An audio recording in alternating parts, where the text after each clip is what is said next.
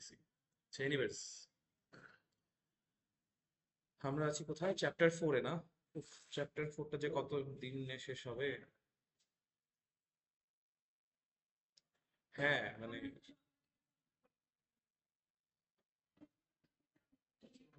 আসলাম।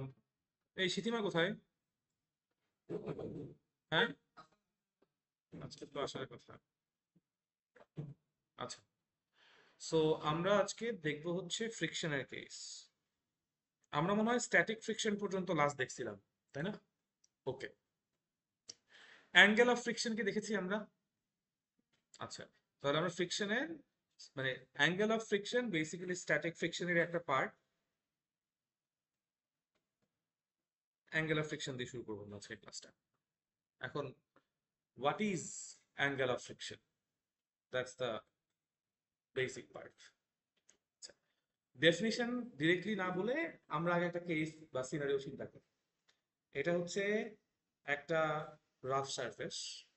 এই রাফ সারফেসের উপরে আমরা ধরে নিচ্ছি যে একটা ব্লক রাখা আছে, ঠিক আছে? আচ্ছা, এই ব্লকটাকে আমরা একটা ফরওয়ার্ড ফোর্স দিয়ে পুল করব। সো মনে করো এই হচ্ছে কি আমাদের সেই ফোর্স, যেই ফোর্স আসলে আমার অবজেক্টটাকে সামনের দিকে পুল করতেছে। যেহেতু বলছে এটা একটা rough surface, that means friction অবশ্যই অ্যাক্টিভেটেড, তাই তো? এবং আমি বলে নিচ্ছি যে এটা একটা স্ট্যাটিক ফ্রিকশন কেস। যেহেতু static friction case, that means আমার অবজেক্টটা এখনো মুভ করতেছে না। আমি যাই ফোর্স দিছি সেই ফোর্সটা আসলে রেজিস্টেড হয়ে গেছে। তো হিসাব অনুযায়ী আমার স্ট্যাটিক ফ্রিকশন কোন দিকে কাজ করা উচিত? যেই দিকে ফোর্স দিয়ে সে যাইতেছে তার অপোজিট দিকে, তাই তো? আচ্ছা, তো আমরা ধরে নিচ্ছি যে স্ট্যাটিক ফ্রিকশনটা আসলে এক্স অ্যাক্সিসের নেগেটিভ ডিরেকশনে কাজ করতেছে, এটাকে আমরা এফ এস বললাম, ঠিক আছে?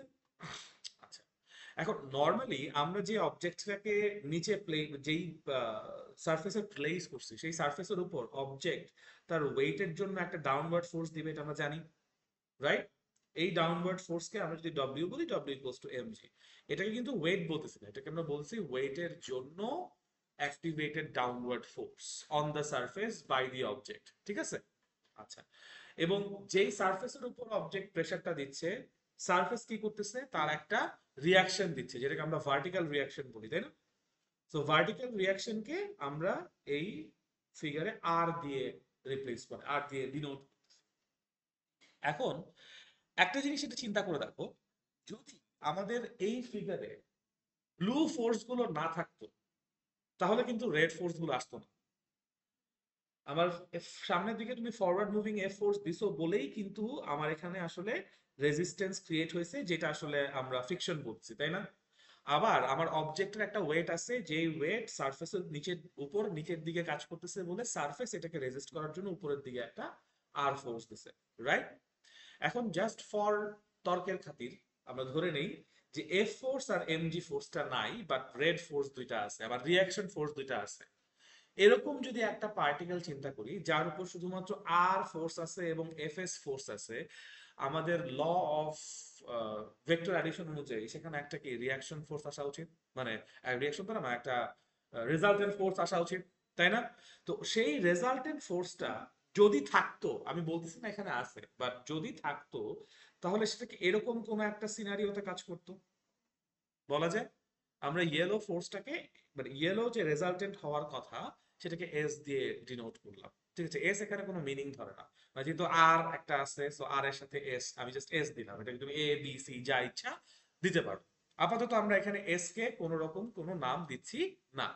বাট এইটুকু বলতে চাচ্ছি যে যদি আমার কেসটা এরকম হইতো যে ব্লু ফোর্স গুলো আমার সিনারিওতে অ্যাক্টিভ না, তখন আমার ওই ভার্টিক্যাল রিয়াকশন ফোর্স প্লাস আমার ফ্রিকশন ফোর্স মিলে এই এস একটা রেজাল্টেন্ট ক্রিয়েট করত, ঠিক আছে? আচ্ছা, এখন এস যে রেজাল্টেন্টটা সে ক্রিয়েট করত, সেটা আমার ভার্টিক্যাল রিয়াকশনের সাথে ধরে নেই ল্যামডা অ্যাঙ্গেল ক্রিয়েট করছে, আমরা জাস্ট ধরে নিলাম, ঠিক আছে? যদি তাই হয়, তাহলে এখন যদি আমি ভেক্টর রেজলিউশন ইউজ করি, ভেক্টর রেজলিউশন অনুযায়ী আমি কি বলতে পারি যে আমাদের এই ফিগারের মধ্যে যেটা আর, যেটা ভার্টিক্যাল রিয়াকশন, সেই আর কে আমরা বলতে পারি এস কজ ল্যামডা, বলতে পারি? বিকজ আমার এস যেই ভেক্টরটা আছে সেটা আর এর সাথে ল্যামডা অ্যাঙ্গেল ক্রিয়েট করছে, তাহলে ভেক্টর রেজুলেশন অনুযায়ী এস কজ আলফা বা S cos lambda equals to R বলা যায়। এবং সিমিলারলি ফ্রিকশন যে ফোর্সটা আছে এফ এস কে আমরা বলতে পারি হচ্ছে এস সাইন ল্যামডা। এখন তোমরা কোয়েশ্চেন করতে পারো যে ভাইয়া আমরা ল্যামডা অ্যাঙ্গেলটা কেন ভার্টিক্যাল রিয়াকশন আর এর সাথেই করলাম, কেন ফ্রিকশন ফোর্স এফএস এর সাথে করলাম না? কারণ সাধারণত আমরা অ্যাঙ্গেল ভার্টিক্যালি না, আমরা হরাইজন্টালি নিয়ে অভ্যস্ত, তাই না? আচ্ছা, আমি তোমাদেরকে একসময় বলেছিলাম যে ফিজিক্সে কজালিটি বলে একটা ব্যাপার আছে, কজ অ্যান্ড ইফেক্ট, মনে আছে? কজালিটি মানে হচ্ছে প্রত্যেকটা জিনিসের একটা কজ থাকে এবং সেই কজের ইফেক্ট হিসেবে আরেকটা জিনিস থাকে, রাইট? কোনটা আমরা কন্ট্রোল করতে পারি? কজ। কজ আমরা কন্ট্রোল করতে পারি। তুমি যেই কজ অ্যাপ্লাই করবা, ইমপ্লিকেট করবা, তার জন্য ইম্প্যাক্ট আসবে। ঘটনাটা হচ্ছে এরকম, রিলেশনটা এরকম, তাই না? সো আমি যদি ইন্ডিপেন্ডেন্ট ভ্যারিয়েবল এবং ডিপেন্ডেন্ট ভ্যারিয়েবল আলোকে চিন্তা করি, cause is always my primary or independent thing, আর effect will be dependent upon the cause, বলা যায়? আচ্ছা, এখন আমরা নর্মালি যদি চিন্তা করি ফ্রিকশন ডেভেলপ হচ্ছে কোনো একটা অবজেক্টের উপরে, কোন অবজেক্টের জন্য ফ্রিকশন বেশি হবে, যার মাস বেশি না যার মাস কম? মাস যার বেশি তার জন্য ফ্রিকশন বেশি জেনারেট হবে। এখন যদি আরেকটু ডিপলি চিন্তা করি, আসলে কি মাসের জন্য ফ্রিকশন বাড়ছে নাকি মাসের জন্য যে ওয়েট হচ্ছে, সেই ওয়েটের একটা পোর্শন যে নিচের দিকে ফোর্স দিচ্ছে, দ্যাট ইজ এই ডব্লিউ, এই ডব্লিউ কে ভার্টিক্যালি আমি যে রিয়াক্ট করে দিচ্ছে, আমার সারফেস যে রিয়াক্ট করে দিচ্ছে, সেই জন্যই কি আমার ফ্রিকশন জেনারেট হচ্ছে না? মানে যার, আমি যদি এভাবে বলি, যার আর বেশি এই অবজেক্টের জন্য আমার ফ্রিকশন বেশি।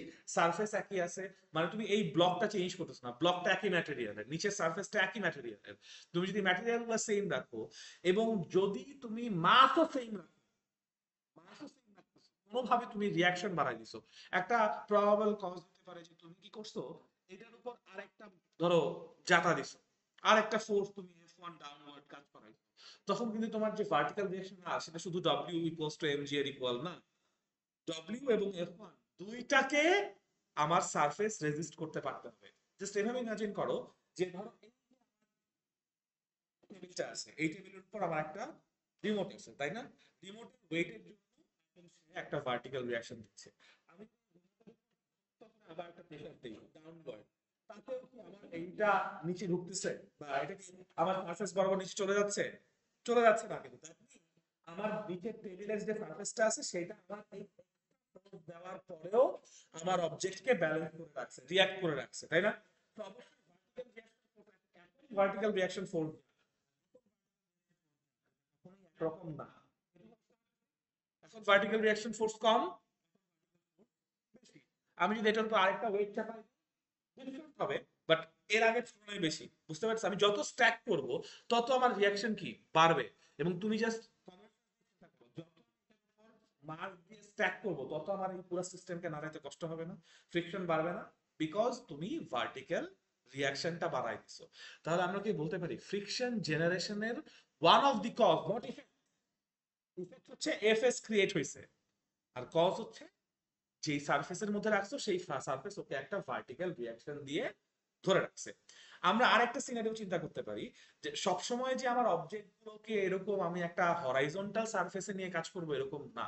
একটা ইমাজিনেশন এরকম করতে পারো যে ধরো একটা ওয়াল, ঠিক আছে, এই ওয়ালের সাথে আমি মনে করো একটা ডাস্টার বা আমার এই রিমোটটাকে এরকম করে প্লেস করে রাখছি, ঠিক আছে? যদি আমার ওয়ালের সাথে এই জিনিসটাকে এরকম আটকায় রাখতে হয়, আইদার আমি কোনো গ্লু ইউজ করব, আর গ্লু ছাড়া যদি করতে চাই তাহলে আমার এরকম একটা হরাইজন্টাল ফোর্স দিয়ে ওকে আটকায় রাখতে হবে, হবে না? সো আমার যে ব্লু ওয়ালটা আছে সেই ব্লু ওয়ালটার, তখন ওয়াল একটা সারফেস না, সেই সারফেসের উপর তুমি বেসিক্যালি এফ ফোর্সটা দিচ্ছ না, আমার surface Newton second law third law অনুযায়ী অবশ্যই এই এফ ফোর্সটাকে রেজিস্ট করবে, না করে তার কোনো উপায় নাই আছে।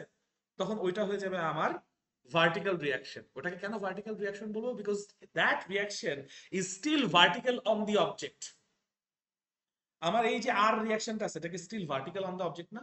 আমাদের স্ট্রাকচার অনুযায়ী দেখে মনে হচ্ছে হরাইজন্টাল ডিরেকশনে কাজ করতেছে, বাট আমি যদি অবজেক্টের পার্সপেক্টিভ থেকে চিন্তা করি, সারফেস অবজেক্টের উপর ভার্টিক্যালি রিয়াকশন ফোর্স দিচ্ছে না?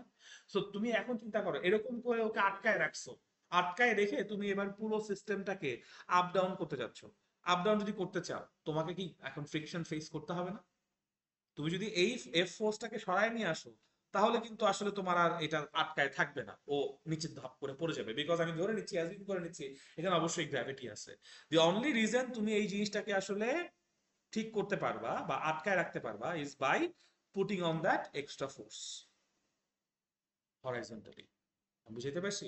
সো ভার্টিক্যাল রিয়াকশন মানে যে সবসময় ওয়াই এক্সিসে হবে এরকম না। ভার্টিক্যাল রিয়াকশন মানে হচ্ছে অবজেক্ট যে সারফেসে আছে, সারফেস সেই অবজেক্টের উপরে ভার্টিক্যালি, সারফেস অবজেক্টের উপরে ভার্টিক্যালি রিয়াকশন হচ্ছে। ওকে, ভেরি গুড।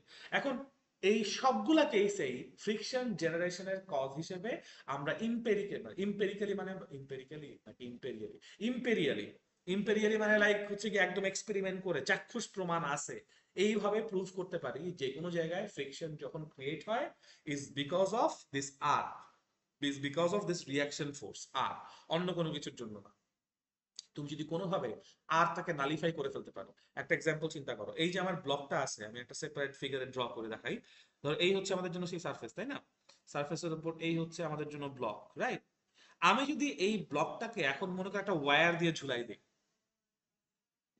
একটা ওয়্যার দিয়ে ঝুলাই দিই, এবং সেই ওয়্যারটা এমন ভাবে টেনশন দিয়ে রাখছে উপরের দিকে, ওই যে ক্রেন থাকে না, ক্রেন দিয়ে আমি এমন ভাবে টেনশন দিয়ে রাখছি, আর এটারও তো একটা ওয়েট আছে নিচের দিকে ডব্লিউ, তাই না? আমরা বললাম এই ওয়্যারটা এমন ভাবে কানেক্টেড যেন টি ইকুয়ালস টু ডব্লিউ হয়। এই সিচুয়েশনে আমার নিচের এই যে সারফেসটা আছে, এটা থাকা আর না থাকা একই কথা না? আমি যদি সারফেসটা সরাইও দিই, এই ভদ্রলোক নড়াচড়া করবে? করবে না। আবার আমি চাইলে হ্যাঁ সারফেসটা এখানে দিয়ে আসতে পারি, কোনো সমস্যা নাই, তাতেও আসলে কোনো বিশেষ চেঞ্জ হবে না। আমরা কিন্তু তখন ডেফিনেটলি বলতে পারি যে এই বক্সটাকে সারফেসের উপর ধরে রাখার জন্য আমার আসলে কোনো কিছু, কোনো ফোর্স, কোনো ইম্প্যাক্ট নাই, দরকার নাই। সো দ্যাট ইজ ওয়াই, যেহেতু আমার এই অবজেক্ট সারফেসের উপর ফোর্স দিচ্ছে না, দ্যাটস ওয়াই সারফেসও অবজেক্টের উপর ফোর্স দিচ্ছে না। তাহলে ওয়েট কেমনে ব্যালেন্সড হচ্ছে? এই যে এইটি দিয়ে, তুমি তো এটি দিয়ে রাখছো, এখন তুমি এবার টি সরায় নাও, তখন কিন্তু ওর ডাব্লিউটা পুরোপুরি কার উপর পড়বে? নিচের সারফেসের উপর পড়বে। সারফেস তখন আবার রিয়াকশন অ্যাক্টিভেট করে দিবে, বাট যখন তুমি এটাকে আবার নিয়ে আসতেছো, রিয়াকশন নাই, রিয়াকশন অন অ্যান্ড অফ হইতে পারে। বুঝাইতে পারছি? সো এবার বুঝো, যদি আমি এরকম ওয়্যার দিয়ে টান দিয়ে ধরে রাখি, এরপর যদি আমি পুরা সিস্টেমটাকে ডানে বা বামে নড়াইতে চাই, আমার কোনো ফ্রিকশন পাবো আমি? বিকজ ও তো সারফেসের সাথে কানেক্টেডই না। আমার ফ্রিকশন তখনই ডেভেলপ করবে যদি দুইটা সারফেস একটা আরেকটার উপর ডিপেন্ডেন্ট থাকে, কানেক্টেড থাকে, এবং তারপর তুমি তাদেরকে একজনের রেসপেক্টে আরেকজনকে মুভ করাইতে চাও। এখানে তো আমার দুইটা সারফেস কোনোভাবেই কানেকশনই পড়তেছে না, সো ফ্রিকশন নাই। আমি বুঝাইতে পারছি? কমন সেন্স দিয়ে কি জিনিসটা ধরা যাচ্ছে?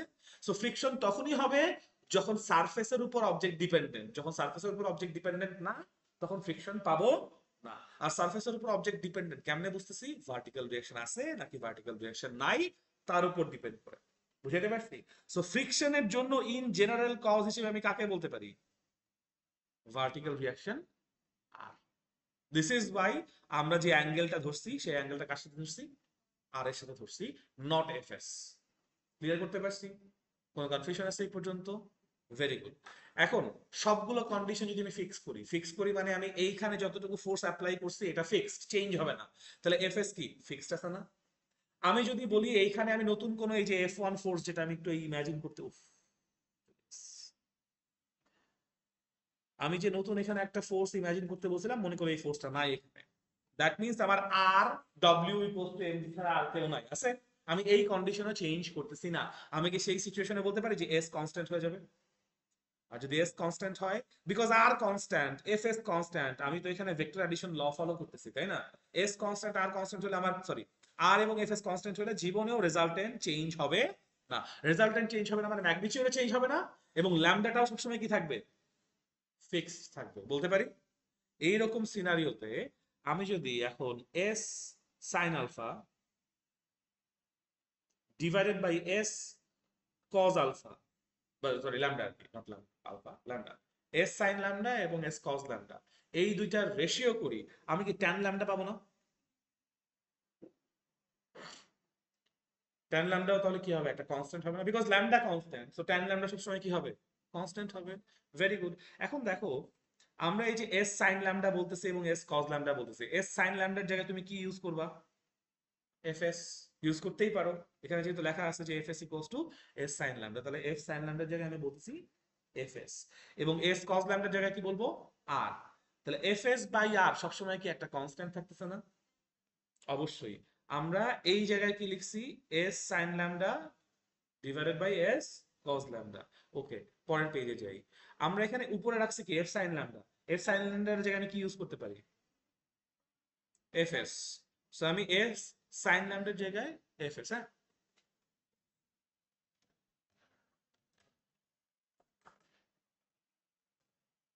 হচ্ছে প্রবাবলি, হ্যাঁ হচ্ছে। তো এফ সাইন ল্যামডার জায়গায় এফ এস ইউজ করতে পারি, এবং এস কজ ল্যামডার জায়গায় আমরা আর ইউজ করতে পারি, পারি না? তাহলে আমি যদি বসাইলাম আর ইকুয়ালস টু আমরা কি পাবো, ট্যান ল্যামডা, পাবো না? এখন একটা জিনিস মনে করে দেখো, আমরা স্ট্যাটিক ফ্রিকশনের জন্য ফর্মুলা বলছিলাম F S equals to mu S into R, মনে আছে? ফ্রিকশনের জন্য ফর্মুলা কি এটাই না? হ্যাঁ, ইয়েস। মিউ এস এর জন্য ট্যান ল্যামডা আছে নাই, ট্যান ল্যামডার জন্য তুমি এটাকে মিউ এস বলো। ওটা আমরা ডিসকাস করবো আজকে ক্লাসের শেষে, মনে করে দিও। Okay, so F S is equals to mu S equals to R. এই যে মিউ এস এর পরিচয় কি, মিউ এস টা আসলে এই ট্যান ল্যামডা, ল্যামডা একটা কনস্ট্যান্ট, এবং সেই ল্যামডা ট্যান আরেকটা কনস্ট্যান্ট, যেহেতু ট্যান ল্যামডা নিজে কনস্ট্যান্ট, দ্যাটস ওয়াই ট্যান ল্যামডাকে আমরা কি বলি, মিউ এস বলি। এবং এই যে এতক্ষণ ধরে আমরা ল্যামডা ল্যামডা বলছি, এই ল্যামডাকেই আমরা বলবো হচ্ছে অ্যাঙ্গেল অফ ফ্রিকশন। ল্যামডাকে কি বলতে পারবো, অ্যাঙ্গেল অফ ফ্রিকশন। বুঝতে পারছি? কোনো কনফিউশন আছে?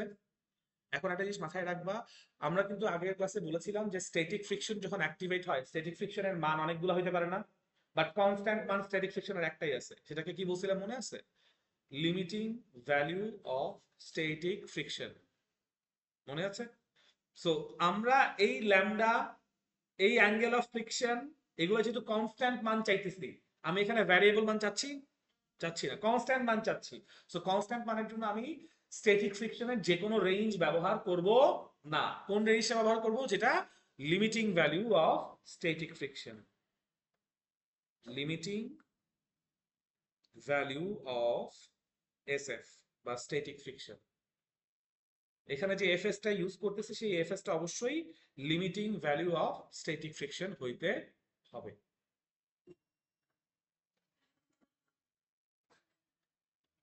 কোনো কনফিউশন আছে?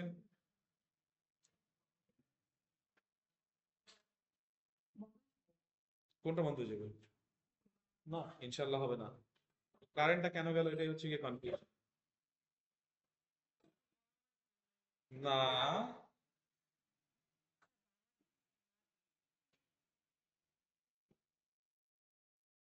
কোনো সাউন্ড হয়েছে এই সাবরিনা?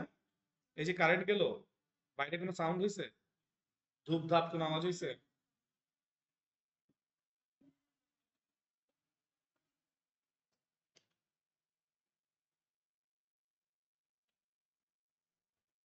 আচ্ছা, এখন এখানেই শেষ না, এখানে একটা প্রুফ আছে, যেই প্রুফটা অনেক সময় ডি এর জন্য বা সি এর জন্য পরীক্ষায় চলে আসে। প্রুফটা একটু দেখি আমরা। এই লাইন দুটো তো বুঝতে পারছি, right? R equals to cos lambda এবং F S equals to sine lambda, right? এই লাইনগুলোকে আমি একটু আরেকবার এখানে লিখি। আর আচ্ছা, আগে ফিগারটা ড্র করি। এই হচ্ছে আমাদের জন্য আহ, হ্যাঁ, আরেক আমি আঁকতেছি, তোমাদের আবার দরকার নাই, আমি যেহেতু এই পেজে আসছি। তো এই হচ্ছে আমাদের জন্য অবজেক্ট। আমরা বলছি এটা হচ্ছে ফ্রিকশন ফোর্স এফএস, আমরা বলছি এটা হচ্ছে রিয়াকশন আর, এবং আমরা বলছি ফ্রিকশন ফোর্স আর রিয়াকশনের জন্য যে রেজাল্টেন্ট সেটা হচ্ছে এস, এবং এই অ্যাঙ্গেলটাকে বলেছি আমরা ল্যামডা, তাই তো? তাহলে আর ইকুয়ালস টু কি বলেছি, এস কজ ল্যামডা, আর এফ এস ইকুয়ালস টু বলছি হচ্ছে এস সাইন ল্যামডা।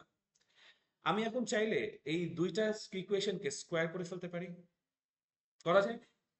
যদি আমি স্কোয়ার করে অ্যাড করি, একটু দেখো না ভাইয়ারা, এটাকে 1 নাম্বার দিলাম, এটাকে 2 নাম্বার দিলাম, number 1 square plus number 2 square যদি করি, আমরা লেফট হ্যান্ড সাইডে কি পাচ্ছি, আর স্কোয়ার প্লাস এফ স্কোয়ার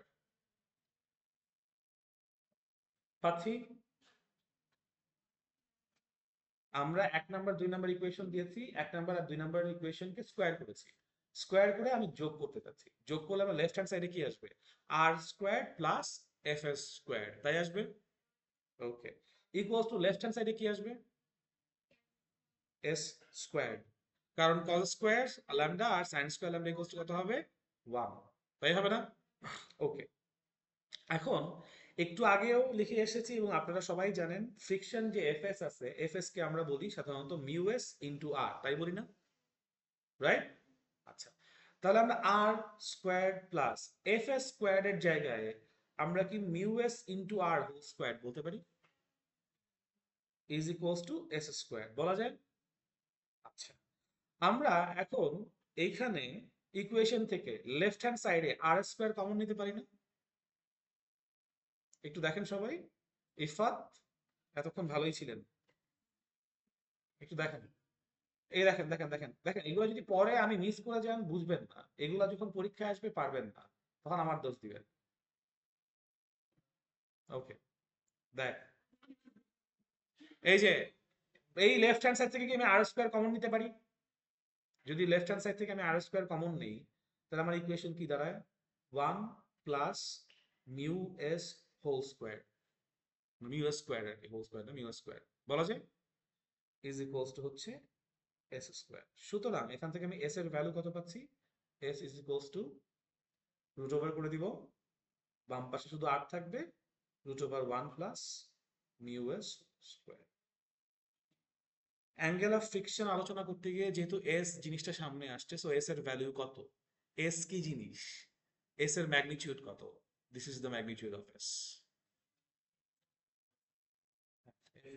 মানে আমরা এস বলবো, দ্যাটস দ্য কমন ল্যাঙ্গুয়েজ, তোমরা চাইলে এ বি সি ডি অনেক কিছু বলতে পারো, কোনো সমস্যা নাই, বিকজ এটা একটা কনভেনশন, ঠিক আছে। এস এর ডেফিনিশন কি আগের পেজে বলে দিয়েছি, আমি আবারও বলতেছি, এস হচ্ছে তোমার ফ্রিকশন ফোর্স এবং ভার্টিক্যাল রিয়াকশন, এই দুইজনের জন্য যে রেজাল্টেন্টটা আসবে বা ইমাজিন করতে আসবে না, আমরা আসলে ইমাজিন করে নিচ্ছি, তাই না, সেই ইমাজিনেশনে থাকা রেজাল্টেন্টটা, ঠিক আছে। এই প্রুফটা একটু কষ্ট করে দুই একটা স্টার মার্ক দিয়ে রাখো, কারণ এটা ওই বি এর জন্য অনেক সময় আসে। হ্যাঁ, কারণ এস কেউ কি জানে না, কেউ পড়ায় না, এবং এটা অ্যাডমিশন টেস্টেও আসে। রেজাল্ট তো দেখছি, বক্তব্য হচ্ছে পোলাপাইন পড়াশোনা করে না। হ্যাঁ মানে দেখ, ঢাকার ছেলে পেলে খুব একটা চান্স পায় নাই।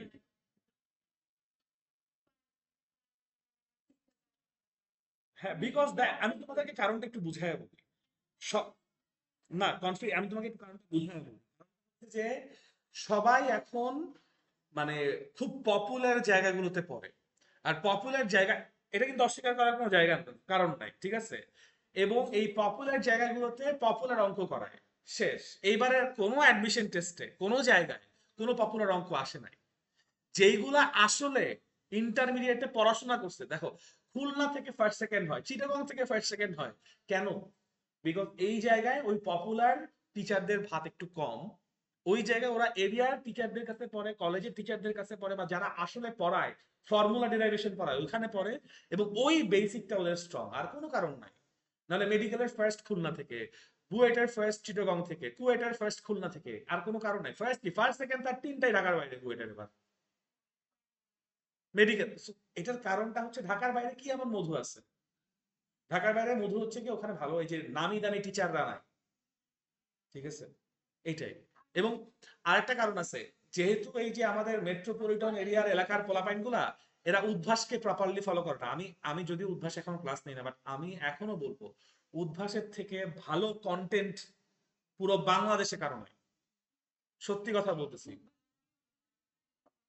না দেখো, তোমার কাছে মনে হয় যে ওরা মার্কেটিং করে, কারণ তুমি অনেক কিছু দেখো সামনে, কিন্তু ওদের ক্লাসে যে অ্যামাউন্ট অফ ডেপথে পড়ায়, প্লাস ওরা যে অ্যামাউন্ট অফ অনলাইন রিসোর্স দেয়, ওটা যদি কেউ ঠিকঠাক মতো করে, ওরা কিচ্ছু দরকার, I am being honest here, কারণ উদ্ভাস কিছু বাদ দেয় না, কারণটাও এইটা, ওরা কিচ্ছু বাদ দেয় না, ওদের একাডেমিক এবং অ্যাডমিশন, ওরা যে অ্যাডমিশনে ভর্তি হলে মাস্টার ক্লাসের একটা বিশাল আর্কাইভ দিয়ে দেয়, ঠিক আছে। এখন তুমি বাকি বাকি যে প্রচলিত প্ল্যাটফর্ম গুলো আছে ওদের কথা দেখো, ওরা কি করবে, বুয়েটের গত 20 বছরের প্রশ্ন তোমাকে মুখস্থ করায় দিবে। অ্যাডমিশন ঢাকা ভার্সিটির গত 20 বছরের প্রশ্ন তোমাকে সব অঙ্ক করায় দিবে, তারপর আইআইটির অঙ্ক করায় ভরায় ফেলবে। ওগুলা একটাও পরীক্ষায় আসে না ভাই।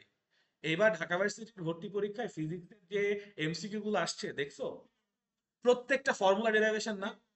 এবার বুঝতেছো কেন আমি ফর্মুলা ডেরিভেশন পড়াই দিছি? এবার আমি শুরু থেকে এই পড়াই, বিকজ অ্যাডমিশন টেস্টে ফর্মুলা ডেরিভেশন টাইপ জিনিসপত্র আসে। এনিওয়েজ, সমস্যা নাই, ইনশাল্লাহ আমরা এগুলা ক্র্যাক করতে পারবো। ভয় লাগার কারণে দেখো, জাস্ট একটা জিনিস এনশিওর করো, এই যে কলেজের সিলেবাসের পিছনে দৌড়াতে দৌড়াইতে আমরা যে ফর্মুলা ডেরিভেশন করি না, এটা যেন না হয়। কলেজের সিলেবাস লাগলে একটা চ্যাপ্টার কম করো, কিন্তু যেইটুকু পড়তেছো ওইটুকুর মধ্যে কিচ্ছু বাদ দিও না ভাই। যদি চিন্তা করো যে না ভাই আমি ভার্সিটিতে ভর্তি হবো না, মেডিকেলে ভর্তি হবো, কোনো লাভ নাই, কারণ মেডিকেলের ভর্তি পরীক্ষার প্রশ্ন এবার যে করছে, এক্স্যাক্টলি। সো এই জন্য আমি বলতেছি প্লিজ কিচ্ছু বাদ দিও না, তোমাদের ওই জায়গা নাই যে কিছু বাদ দিয়ে পার পাইতে পারবা। আর গভর্নমেন্ট এখন ধরো এডুকেশনে যথেষ্ট জোর দিচ্ছে, যথেষ্ট রিফর্ম করবে। তোমরা দেখো না এবারে যে এই যে তোমাদের তো এসএসসি পরীক্ষা না, তোমাদের পরের মানে এইচএসসি, ওই তো জুন মাসে যাদের এইচএসসি পরীক্ষা, জাস্ট ওদের এইচএসসি প্রশ্নটা দেখো। অথবা ওইটাও দেখার দরকার নেই, এপ্রিল মাসে যে এসএসসি পরীক্ষা হবে না, জাস্ট এসএসসি পরীক্ষার প্রশ্নের স্ট্যান্ডার্ডটা দেখো, তাইলেই বুঝবা যে 25-এর এইচএসসি পরীক্ষার প্রশ্নের স্ট্যান্ডার্ড কি হবে এবং তোমাদের এইচএসসি পরীক্ষার প্রশ্নের স্ট্যান্ডার্ড কি হবে। প্রধান উপদেষ্টা বলছে যে আস্তে আস্তে সমন্বিত ভর্তি পরীক্ষার দিকে যাইতে হবে। সমন্বিত ভর্তি পরীক্ষা কখন নিতে পারবে? যখন এইচএসসি পরীক্ষা স্ট্যান্ডার্ড নিবে। তাছাড়া সমন্বিত ভর্তি পরীক্ষা বুয়েট কখনো অ্যালাউ করবে না। এক কোয়েশ্চেনে সব জায়গায় পরীক্ষা, কলেজ যেরকম তোমাদের আসে না এসে, হ্যাঁ।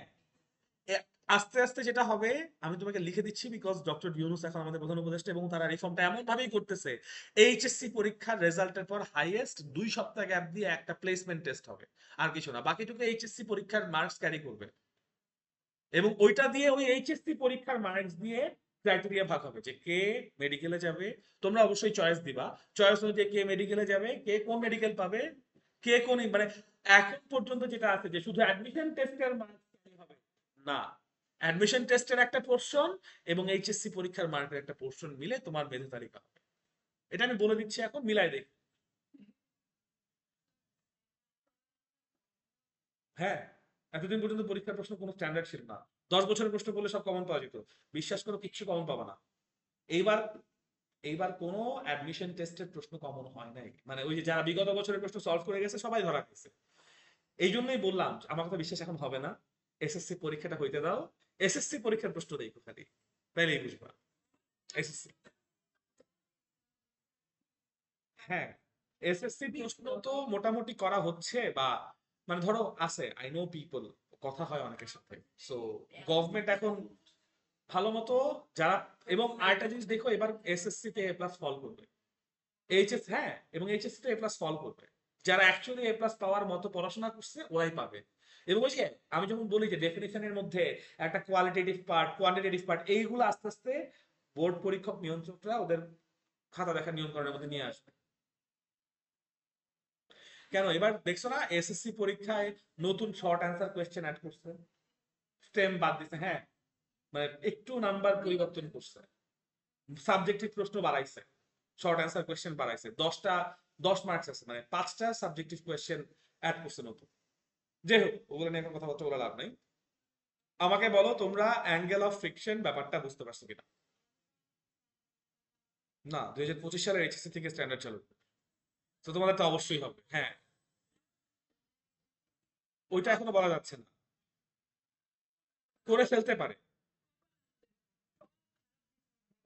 খারাপ জিনিস না ব্রো। আমি তোমাকে একটা কথা, আচ্ছা আমি তোমাকে একটা কথা বলি, আমি তোমাকে একটা কথা বলি, এই যে ধরো এইচএসসি পরীক্ষা যেহেতু স্ট্যান্ডার্ড হয় না, ভার্সিটিতে যখন এই ছেলেপেলেগুলো ঢুকে, ভার্সিটির টিচাররা বিরক্ত হয়ে যায়, বিকজ এরা কিচ্ছু পারে। সো এই প্রেশারটা টপ ডাউন থেকে আসতেছে, ইউ হ্যাভ টু আন্ডারস্ট্যান্ড, এটা টপ ডাউন থেকে প্রেশার আসতেছে। এতটা খারাপ না, না না, এত খারাপ ছিল না, সিরিয়াসলি বলতেছি। ভার্সিটির টিচার মানে আগেকার আমলের এইচএসসি বই দেখলে প্যারা, তোমাদের এইচএসসি বই ফিজিক্স ফার্স্ট পেপারে কয়টা চ্যাপ্টার? 10টা। 10টা ফিজিক্স ফার্স্ট পেপারে 10টা চ্যাপ্টার। আমরা ফিজিক্স ফার্স্ট পেপারে 17টা চ্যাপ্টার পড়ে আসছি, 17টা। না, সেকেন্ড পেপারও এরকম 18টা, মানে টোটাল 40টার মতো চ্যাপ্টার ছিল আমাদের ফার্স্ট পেপারে ফিজিক্সে। আর তোমরা পড়তেছো কয়টা? 20টা, হাফ। এক্স্যাক্টলি। তো এখন অনেক ব্যাপার স্যাপার আছে, এগুলো নিয়ে কথাবার্তা বলে লাভ নাই। তোমাদেরকে যেটা বলতেছে সেটা হচ্ছে পড়াশোনা করতে হবে। এবং তোমরা যদি এটা বলো যে ভাইয়া টাইম নাই, এটা আমি বিশ্বাস করবো না, যথেষ্ট টাইম আছে তোমাদের, টাইম আছে। আচ্ছা, এখন ওইসব তর্কে না যাই। আমরা এখন যেটা পড়বো সেটা হচ্ছে অ্যাঙ্গেল অফ রিপোজ। একটা দেখলাম angle of friction, angle of friction থেকে কিন্তু এমসিকিউ আসবে, সিকিউ আসবে, ম্যাথও আসবে, বলে দিচ্ছি। এতদিন পর্যন্ত ফ্রিকশনকে টাচ করতো না ভর্তি পরীক্ষায় এবং ইয়াতে, কজ এটা কঠিন জিনিস ছিল, বাট এখন টাচ করবে। আচ্ছা, angle of repose. First of all বলো একটু আমাকে, অ্যাঙ্গেল অফ ফ্রিকশন কখন কাজ করে? স্ট্যাটিক ফ্রিকশনের জন্য এবং লিমিটিং ভ্যালুর জন্য, অন্য কোনো কেসে না। আমি আবারও বলতেছি, এই প্রার্থনা, অ্যাঙ্গেল অফ ফ্রিকশন দুইটা কেসে কাজ করে, এক স্ট্যাটিক ফ্রিকশন এবং দুই স্ট্যাটিক ফ্রিকশনের লিমিটিং ভ্যালু। এই দুইটা জিনিস ছাড়া অ্যাঙ্গেল অফ ফ্রিকশন আসবে না। ঠিক আছে? সো সিমিলারলি এই যে এস এর ভ্যালু যে বের করছি, এস এর ভ্যালু হওয়ার জন্য, এস হওয়ার জন্য প্রিরিকুইজিট কি? সেম প্রিরিকুইজিট, স্ট্যাটিক ফ্রিকশন হতে হবে, মানে অবজেক্ট মোশন থাকা যাবে না, এবং secondary limiting value of static friction থাকতে হবে। ঠিক আছে? কন্ডিশনস দুইটা। এনিওয়েজ, অ্যাঙ্গেল অফ রিপোজের জন্য ঘটনাটা সেম। বলতেছি, রিপোজ বলতে মানে it's not moving, it's not moving. আচ্ছা, অ্যাঙ্গেল অফ রিপোজের জন্য ঘটনাটা সেম। এখানে আমার স্ট্যাটিক ফ্রিকশন হতে হবে, মানে অবজেক্ট মোশনে থাকা যাবে না, এবং এখানেও যে স্ট্যাটিক ফ্রিকশন আসবে সেটাও লিমিটিং ভ্যালু থাকবে। বাট দুইটার মধ্যে পার্থক্য হচ্ছে, একটু আগে আমার অবজেক্টটা কিসে ছিল? একটা হরাইজন্টাল প্লেনে ছিল, এখন সে হরাইজন্টাল প্লেনে থাকবে না, এখন সে একটা ইনক্লাইন প্লেনে চলে আসবে। অ্যাঙ্গেল অফ রিপোজ আর অ্যাঙ্গেল অফ ফ্রিকশনের মধ্যে ডিফারেন্স হচ্ছে এইটা, অ্যাঙ্গেল অফ ফ্রিকশনে object was in a horizontal plane, angle of repose তখন হবে যখন আমার প্লেনটা হরাইজন্টাল না, একটা ইনক্লাইনেশন আছে। এক্সাম্পল দিই তাহলে বুঝতে পারবা। মনে করো এই হচ্ছে আমাদের জন্য একটা হরাইজন্টাল লাইন, কিন্তু আমরা যে সারফেস নিয়ে চিন্তা করব সেই সারফেসটা হরাইজন্টাল লাইনের সাথে থিটা অ্যাঙ্গেলে ইনক্লাইন্ড, একটা ইনক্লাইন্ড সারফেস বা ইনক্লাইন্ড প্লেন। ইনক্লাইন্ড সারফেস লাগবে, অবজেক্ট অ্যাট রেস্ট লাগবে, আর limiting value of static friction লাগবে, এলভিএসএফ। ঠিক আছে? ওকে। তাহলে এখন একটা অবজেক্ট কি করতেছে? একটা অবজেক্ট বেসিক্যালি বসে আছে এরকম একটা ইনক্লাইন্ড সারফেসের উপর। আচ্ছা, ওয়েট সবসময় কোন দিকে কাজ করে? ওয়েট নিচের দিকে। কোন নিচের দিকে? Vertically downwards. সো এখানে অবজেক্ট যেমনি থাকুক না কেন ভাই, ওয়েট কোন দিকে আছে? Vertically downwards. কিন্তু ভার্টিক্যাল রিয়াকশন কোন দিকে থাকে? অবজেক্টের পারপেন্ডিকুলার নাকি সারফেসের পারপেন্ডিকুলার? মানে সারফেসের পারপেন্ডিকুলার অন দি অবজেক্ট, সারফেসের পারপেন্ডিকুলার অন দি অবজেক্ট। সারফেসের ভার্টিক্যাল রিয়াকশন কই থাকে? সারফেসের পারপেন্ডিকুলার অন দি অবজেক্ট। তাহলে এখানে সারফেসের পারপেন্ডিকুলার মানে কি? আমার বেসিক্যালি এই লাইনটা হবে না? সারফেসের perpendicular on the object should be this line. এটা হচ্ছে আমাদের জন্য আর, কারণ সারফেস তো তোমার ইনক্লাইন, তো সারফেস তো আর ভার্টিক্যালি আপওয়ার্ড ফোর্স দিতে পারে না। ওকে, আমি যদি এখন এই ভার্টিক্যাল রিয়াকশনটাকে পিছনের দিকে এক্সটেন্ড করে দেই, আমরা কি তাহলে ডব্লিউ এর একটা কম্পোনেন্ট পাবো না? এবং ডব্লিউ এর আরেকটা কম্পোনেন্ট আমার পাওয়া উচিত হচ্ছে এইরকম সারফেস বরাবর।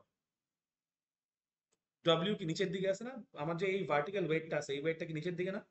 এই ওয়েটের দুইটা কম্পোনেন্ট, একটা হচ্ছে আমার parallel to the inclined surface, আর একটা হচ্ছে perpendicular on the inclined surface. W এর দুইটা কম্পোনেন্ট চিন্তা করতে পারতেছি?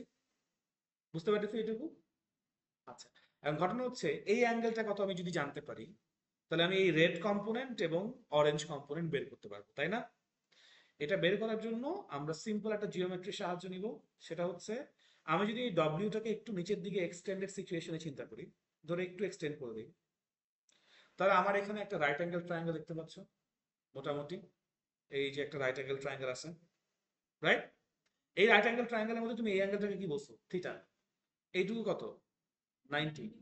তাহলে এই অ্যাঙ্গেলটুকু কত? 90 মাইনাস থিটা। বলা যায় এটা 90 মাইনাস থিটা। আচ্ছা, এই অ্যাঙ্গেলটা মাত্র আমরা পাইলাম কত? 90 মাইনাস থিটা। এখন আবার বুঝবো এই অ্যাঙ্গেলটা কত পুরোপুরি? 90 না? এইটুকু 90 মাইনাস থিটা, এই পুরাটা 90, তাহলে এই বাকিটুকু কত? থিটা। বলা যায়? কোনো কনফিউশন আছে? তাহলে আমরা বুঝতে পারতেছি যদি এই অ্যাঙ্গেলটা থিটা হয়, সরি যদি এই অ্যাঙ্গেলটা থিটা হয় তাহলে অবশ্যই এই অ্যাঙ্গেলটা কতটুকু হবে? দ্যাট মিনস এটা ডব্লিউ কস থিটা, এটা ডব্লিউ। দ্যাট মিনস এরকম একটা ইনক্লাইন্ড সারফেসে তুমি একটা অবজেক্টকে রাখলে, তুমি যদি বাইরে থেকে এক্সটার্নালি কোনো ফোর্স নাও দাও, স্টিল তোমার অবজেক্টটা নিচের দিকে স্লাইড ডাউন করতে চাইতেছে, because or W sine theta নিচের দিকে আছে। দেখতেছো এই অবজেক্টের একটা টেন্ডেন্সি আছে না নিচের দিকে যেন সে স্লাইড করে চলে আসে, কিন্তু সে স্লাইড করে আসবে নাকি আসবে না, বা আসতে পারবে কি পারবে না, ডিপেন্ড করবে কিসের উপরে? স্ট্যাটিক ফ্রিকশনের উপরে। আমরা যেখানে বলছি অবজেক্ট অ্যাট রেস্ট হইতে হবে, হইতে হবে না? দ্যাট মিনস কি স্ট্যাটিক ফ্রিকশন লাগবে। স্ট্যাটিক ফ্রিকশন কোন দিকে কাজ করতেছে? ডব্লিউ সাইন থিটার অপোজিট দিকে। ডব্লিউ সাইন থিটা ওকে নিচের দিকে নিয়ে আসার চেষ্টা করতেছে, আর এই ফ্রিকশনটা ওকে রেজিস্ট করে রাখতে চাইতেছে। সো এই হচ্ছে এফএস। বলতে পারি? কোনো কোয়েশ্চেন আছে? আমরা তো বললাম যে এই এফএস কি লিমিটিং ভ্যালু, দ্যাট মিনস এই অবজেক্টটা এখনো নড়াচড়া করতেছে না, করতেছে? কিন্তু জাস্ট এটা চিন্তা করো, এই থিটার ভ্যালু এখন যা আছে তার থেকে একটু বাড়াইলেই কি আমার ডব্লিউ সাইন থিটা বাইরে যাবে না? তুমি যদি এখানে থিটা বাড়াও, যদি থিটা বাড়ে তাহলে ডব্লিউ সাইন থিটা কি বাড়বে, ডব্লিউ কস থিটা কি কমবে। এটা তো বুঝতেছো, রাইট? সো থিটা যদি বাড়ে আর ডব্লিউ সাইন থিটা যদি বাড়ে তাহলে কি ও এই পাশে আরো বেশি ফোর্স পাবে না?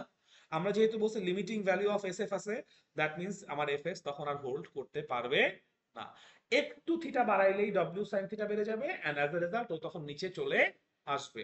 বাট রাইট নাও যেই থিটাতে আছে সেই থিটাতে সে পারফেক্টলি ব্যালেন্স নড়াচড়া করতে চাইতেছে কিন্তু পারতেছে না। চাইতেছে বাট পারতেছে না। তুমি ম্যাক্সিমাম একটা ইনক্লাইন্ড সারফেসকে যেই অ্যাঙ্গেলে ইনক্লাইন্ড রাখতে পারবা যেন সেই ইনক্লাইনেশন থেকে অবজেক্ট স্লাইড ডাউন করে নিচে নেমে না আসে। একটু বাড়াইলেই স্লাইড ডাউন করবে, বাট যেই অ্যাঙ্গেলে সে স্লাইড ডাউন করবে না, ম্যাক্সিমাম যেই অ্যাঙ্গেলে সারফেস থাকলে অবজেক্ট স্লাইড ডাউন করবে না, সেই অ্যাঙ্গেলটাকেই বলবো আমরা অ্যাঙ্গেল অফ রিপোজ। বুঝাতে পারছি? That means what are we trying to mean, এই যে আমার যে অবজেক্টটা আছে এটা আসলে ফিক্স করে আমি নাড়াবো কেমনে বলো তো? এটা তো ফিক্স করে নাড়া সম্ভব না। আচ্ছা, এভাবে চিন্তা করো যে এই যে আমার লাইনটা ছিল, এটাই তো লাইন, তাই না? এটাকে আমি চাইলে মানে এই যে এখানে এরকম হরাইজন্টাল প্লেনে থাকতে পারে, অথবা আস্তে আস্তে আমি অ্যাঙ্গেল বাড়াইতে পারি, তাই না? আমি এই যে নিচ থেকে আস্তে আস্তে অ্যাঙ্গেল বাড়াচ্ছি কিন্তু আমার অবজেক্ট নড়তেছে না, নড়তেছে না, নড়তেছে না, এই যে ম্যাক্সিমাম পর্যায়ে বসে নড়তেছে না। যখনই এর থেকে আমি একটু বাড়াবো তখন কি দেখবো? ও নড়ে নিচে স্লাইড করে যাবে। This is my maximum limit, তাই না? এই ম্যাক্সিমাম লিমিটে আমার যে থিটাটা আছে সেই থিটাটাই হচ্ছে অ্যাঙ্গেল অফ রিপোজ। আমি কি ক্লিয়ার করতে পারছি অ্যাঙ্গেল অফ রিপোজ জিনিসটা কি? কোনো কনফিউশন আছে অ্যাঙ্গেল অফ রিপোজ নিয়ে? Very good.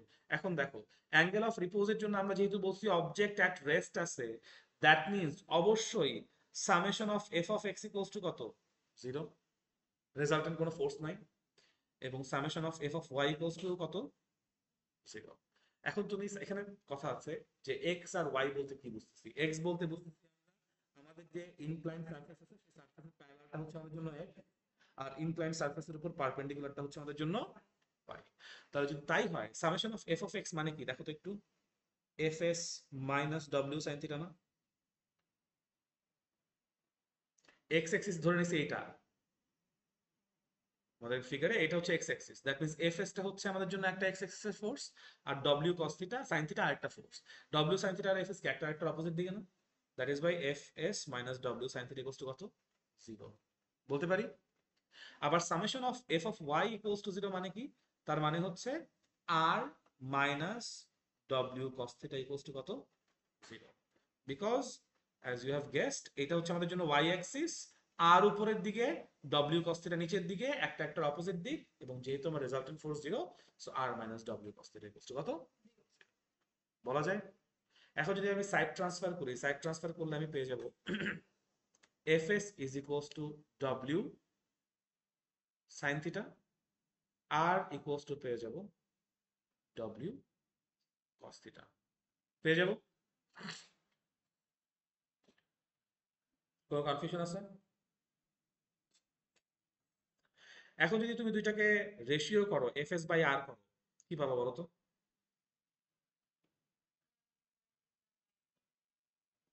W cancels each other out, which is another constant. So আমি এখান থেকে বলতে পারি mu s equals to tan theta। বুঝতে পেরেছি?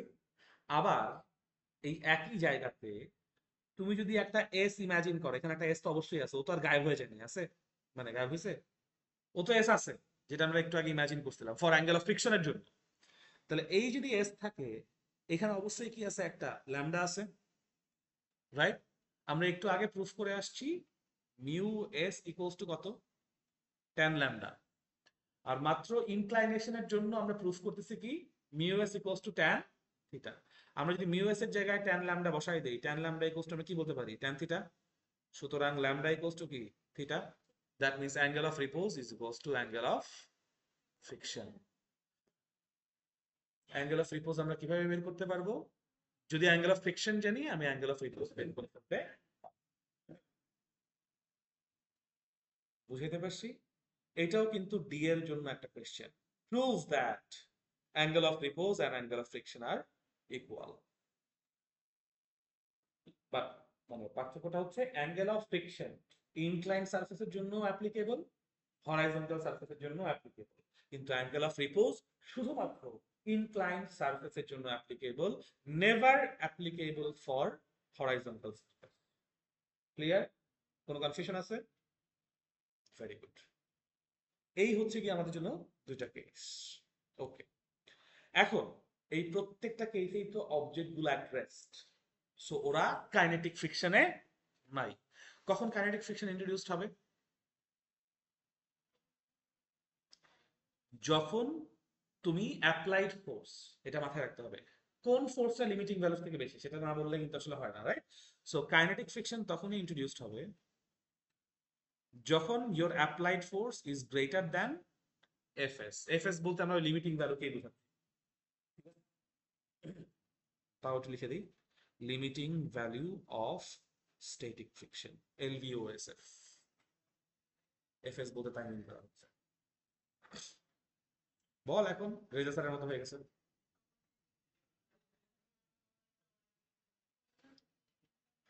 আচ্ছা, সো এখন দেখো, আমরা কাইনেটিক ফ্রিকশন দেখতে চাচ্ছি, রাইট? সো কাইনেটিক ফ্রিকশন তুমি যদি দেখতে চাও, আমরা তো অবশ্যই একটা অ্যাপ্লাইড এক্সটার্নাল ফোর্স পাচ্ছি, পাচ্ছি না? যেটাকে এফ বললাম। তুমি যদি ফোর্স অ্যাপ্লাই করো, ওয়েট কি গায়েব হয়ে গেছে? ওয়েট তো আছে। ওয়েট কোন দিকে আছে? নিচের দিকে, ডব্লিউ। আর কোন দিকে আছে? উপরের দিকে। এটাও তো গায়েব হয়ে যায় না, তাই না? ফ্রিকশন কোন দিকে আছে? এফ এর এগেইনস্টে। সো এটাকে আমি এফ কে বলবো, কারণ কাইনেটিক ফ্রিকশন ইন্ট্রোডিউস করছি আমরা, তাই তো? যেহেতু অবজেক্ট মোশনে আছে, আমি কি এটা সেফলি অ্যাজিউম করতে পারি না যে এই অবজেক্ট অবশ্যই সামনের দিকে এক্সিলারেট করতেছে?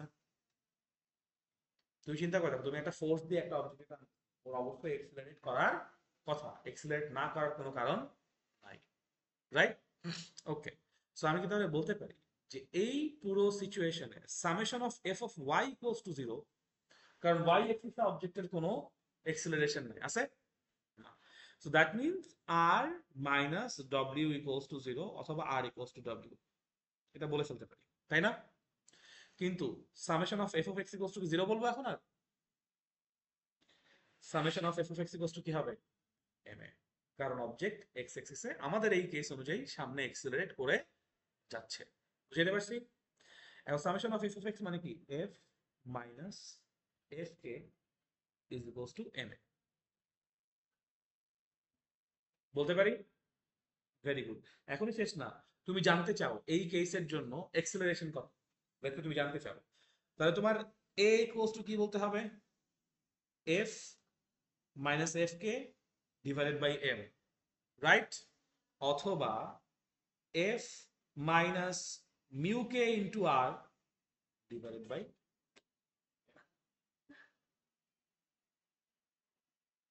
বুঝতে পেরেছি? এখন এখানে আবার আরেকটা শর্ত আছে। শর্তটা হচ্ছে আমরা কি ইউনিফর্ম মোশনে থাকা অবজেক্টের নাম শুনছি না? ইউনিফর্ম ভেলোসিটিতে থাকা অবজেক্ট থাকতে পারে না? তো একটা অবজেক্ট ইউনিফর্ম কিন্তু ফ্রিকশন আছে, তার মানে একটা অবজেক্ট, ইয়েস, মানে একটা অবজেক্ট একটা রাফ সারফেসে আছে, রাফ সারফেস মানে কি ফ্রিকশন আছে। ওকে, সো আমরা বলতে চাচ্ছি এরকম একটা কেস যেখানে একটা অবজেক্ট আছে, এই অবজেক্ট সামনে যে যাইতেছে তার acceleration equals to zero, but V naught equals to zero. এই কেসটা চিন্তা করো, ফ্রিকশন আছে বাট স্টিল সেই ইউনিফর্ম ভেলোসিটিতে যাইতেছে, মানে কি এক্সিলারেশন জিরো। তার মানে কি অবশ্যই এক্সটার্নাল ফোর্স আছে? এক্সটার্নাল ফোর্স ছাড়া তো হতে পারে না, মানে কারণ আমি বলছি রাফ সারফেস, রাফ সারফেস মানেই তোমার এখানে কাইনেটিক ফ্রিকশন আছে। কাইনেটিক ফ্রিকশন যদি থাকে তাহলে অবশ্যই সেই কাইনেটিক ফ্রিকশনকে ব্যালেন্স আউট করার জন্য কোনো না কোনো এক্সটার্নাল ফোর্স তুমি সামনের দিকে দিয়ে রাখছো। আমি কি বুঝাইতে পারছি? ইটস জাস্ট তুমি যে ফোর্সটা দিয়ে রাখছো কাইনেটিক ফ্রিকশনকে ব্যালেন্স, বাট যেহেতু অবজেক্টটা কাইনেটিক ফ্রিকশনে আছে, তার মানে সে অলরেডি মুভিং, সে তো স্ট্যাটিক না। তার মানে ওর একটা ইনিশিয়াল ভেলোসিটি, মানে কোনো না কোনো জায়গায় ওর ভেলোসিটি ছিল। তুমি এভাবে চিন্তা করতে পারো যে এই অবজেক্ট এখন স্থির আছে, তুমি ওকে টান দিয়ে মোশনে নিয়ে গেলে ওকে এখন কাইনেটিক ফ্রিকশন আছে না? এবং আমরা তো এতটুকু জানি যে লিমিটিং ভ্যালু থেকে কাইনেটিক ফ্রিকশনের ভ্যালু কি ড্রপ করে। স্ট্যাটিক ফ্রিকশনের লিমিটিং ভ্যালু কাইনেটিক ফ্রিকশনের থেকে সবসময় বেশি থাকে। সো কাইনেটিক ফ্রিকশন একটু কম, দ্যাট মিন্স ওই যে যখন তোমার স্ট্যাটিক ফ্রিকশন ছিল এই সিচুয়েশনে এসেই তো অবজেক্ট মোশনে গেছে, তাই না? সো যেহেতু তোমার এফ আর এফ এর ডিফারেন্স আছে, এফ কে কি আরো কম না? এফ কে যদি আরো কম হয়, দ্যাট মিন্স তোমার এফ আর এফ কে মাঝখানে ডিফারেন্স অবশ্যই থাকবে এবং এক্সেলারেশন অবশ্যই থাকবে। বাট তুমি যাইতে যেতে তুমি কি করছো, ফোর্সটা অ্যাডজাস্ট করছো। তোমার ফোর্সটা একটু আগে কিছুক্ষণ কনস্ট্যান্ট ছিল, ফোর্সের মান কমায় নিয়ে আসছো, এমন ভাবে কমায় নিয়ে আসছো যেন তোমার ফোর্স এফ ইকুয়ালস টু কি হয়, এফ কে হয়। তোমার অবজেক্ট থেমে যাবে না, কারণ থেমে যাওয়ার জন্য তোর তার কি লাগবে, ডিসেলারেশন লাগবে। তুমি ডিসেলারেশন তো হতে দিচ্ছ না, দেখছো? তুমি কি করছো, তোমার ফোর্সটাকে ফ্রিকশনের সমান করে ফেলছো। So, ওই মোমেন্টে, যেই মোমেন্টে তুমি ফ্রিকশনের সমান ফোর্স করছো, ওই মোমেন্টে ওর যে ভেলোসিটি আছে, ওর ভেলোসিটি ওখানে স্টাক হয়ে যাবে, বাড়বেও না কমবেও না।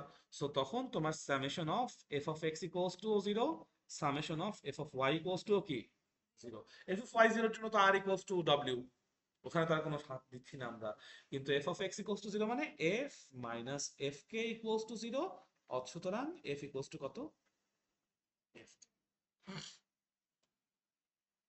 অনেক সময় এরকম প্রুফ বা প্রুফ না, এক্সপ্লেইন করতে বলবে যে an object in motion on a rough surface is moving with uniform velocity. Explain how. This is all. বুঝাইতে পারছি? কোনো কনফিউশন আছে? কোনো প্রশ্ন আছে? Nice. ঠিক আছে, আজকে তাহলে এই পর্যন্তই। কালকে যেটা করব, কাইনেটিক ফ্রিকশন, হ্যাঁ, Ramzan extra class, right, general করতেছি। তাহলে রোজা